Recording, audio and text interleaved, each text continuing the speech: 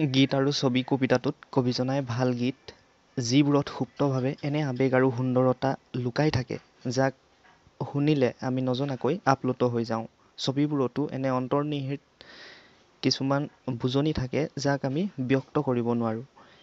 ছবিখনৰ সাৰমৰ্ম নুবুজিলেও তাক দেখিও কিবা এটা ভাল পাওঁ যদি সেইখন সহজভাৱে অঁকা হয়। কবিতাটোত সাৰ্বজনীন মহত্বৰ কথা কৈছে। ভাল গীত আৰু ভাল ছবি হ'বলৈ সৰ্বজন স্বীকৃত হ'ব লাগিব। কোনেও সেইটো গীত ভাল নুবুলিব যিটি গীত বুজাইছে বুজে। কোনেও সেইটি ছবি ভাল নেদেখিব যাৰ মূল আটায়ে নুবুজে। যিটি গীত কেৱল গোৱাজনেহে বুজি পায়। যিখন ছবিৰ অৰ্থ বা মূল কথাটো সকলোৱে বুজি নাপায়, কেৱল ছবি অঁকাজনেহে বুজে। তেনে গীত আৰু ছবি কবিয়ে ভাল বুলিব নোৱাৰে বুলি কৈছে। যিটি দেখি সকলোৱে একে ৰং পায়, জগতৰো উলাহ বঢ়ায়। সিহে পায় নিজে নিজে আলাসত ঠাই, সকলোৱে ভাল বুলি কয়। যিটি দেখি সকলোৱে আনন্দ পায়, ভাল পায়, জগতৰ মানুহে শুনিবলৈ বা চাবলৈ হেঁপাহ কৰে। সিহে শূন্য প্ৰচেষ্টাত অন্তৰত নিজে নিজে ঠাই লয়। যিমান নুবুজা হওঁ তথাপি শুনিলে ভাল গীতে হৃদয় জগাব। যিমান নজনা হওঁ চকুত পৰিলে ভাল ছবি মনত সোমাব।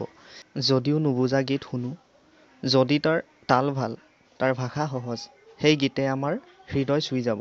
আৰু যিমান নাজানিলেও যে ছবিখনে কি ক'ব বিচাৰিছে, যদি ছবিখন চকুত লগাকৈ ভাল হয়, তেতিয়া সেই ছবিখনো আমাৰ মনত ৰৈ যাব।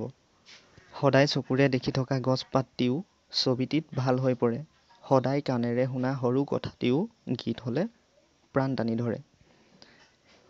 গীতিকাৰ, চিত্ৰকৰসকলে আমি সদায় দেখি থকা গছ-লতা, চৰাই-চিৰিকটি সেইবোৰক কেন্দ্ৰ কৰিয়েই ছবি আঁকে আৰু সদায় শুনি থকা কথাবোৰক লৈয়ে গীত ৰচে।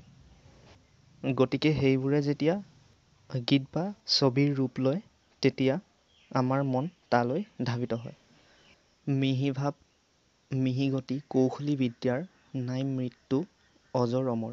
য'তে পৰে ততে গজে বিভিন্ন আকাৰ, ঠাই বুজি দীঘল ডাঙৰ।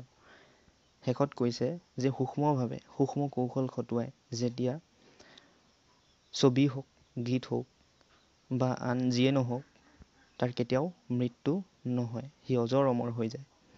আৰু য'তে পৰি থাকিলেও তাৰ প্ৰভাৱ তাৰ পৰাই সি পায়। ভিডিঅ'টো ভাল পালে এটা লাইক কৰি দিবা আৰু বন্ধু বান্ধৱীৰ লগত শ্বেয়াৰ কৰি দিবা।